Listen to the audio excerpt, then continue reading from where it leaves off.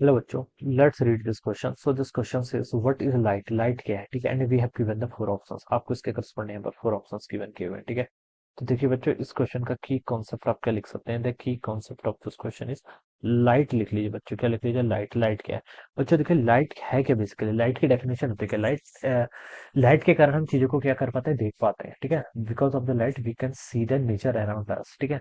Light आपकी एक ऐसी इलेक्ट्रोमैग्नेटिक वेव है। लाइट क्या होती है, इलेक्ट्रोमैग्नेटिक वेव। तो अगर इसकी मुझे डेफिनेशन लिखनी पड़ी तो मैं सिर्फ light is an electromagnetic wave, या फिर इसको ईएम वेव लिखेंगे, ठीक है। Light is an electromagnetic wave, ठीक है। रेंजिंग, ठीक है, रेंजिंग बिटवीन, यानी कि अगर मैं इसकी रेंज लिख लूँ, ठीक है। और ये कहाँ से कहाँ तक होती है, देखिए आपकी ये 400 to 760 नैनोमीटर बोलते हैं इसको, कितना होता है आपकी। या फिर इसको ऐसा भी लिखा जाता है, मोर स्पेसिफिकली बोल दें तो 3600 से आपका 7800 एंगस्ट्रॉम के बीच पे इसकी रेंज लाई करती है, ठीक है। ये होती है, ठीक है। कहीं कहीं पर इसको 400 to 760 बहुत शार्प रेंज हम नहीं बता सकते, ठीक है। क्योंकि देखिए इलेक्ट्रोमैग्नेटिक वेव का पूरा पैटर्न है, क्या है पूरा pattern.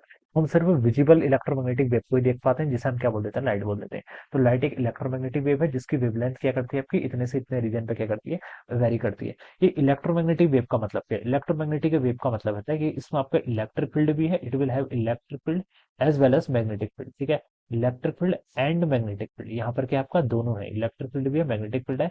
And both are perpendicular to each other, दोनों एक दूसरे के परपेंडिकुलर होते हैं। And also perpendicular to the direction of propagation of wave.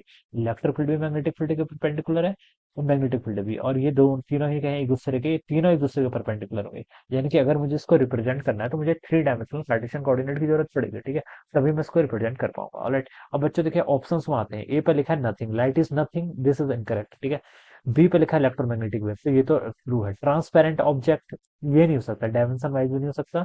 और ट्रांसपेरेंट ऑब्जेक्ट नहीं हो सकता ना, जरूरी थोड़ा कि हर ऑब्जेक्ट से आपको लाइट इमिट करे। तो दिस इज इनकरेक्ट। डी पे लिखा है all of this is also incorrect. तो उसका अप्रोप्रिएट आंसर बी होना चाहिए। क्या होना चाहिए, B option, light is an electromagnetic wave. ये तो ट्रू ही है, ठीक है। तो ऑप्शन बी क्या होगा इसका right answer. I hope you understood this concept. All the best and thank you so much.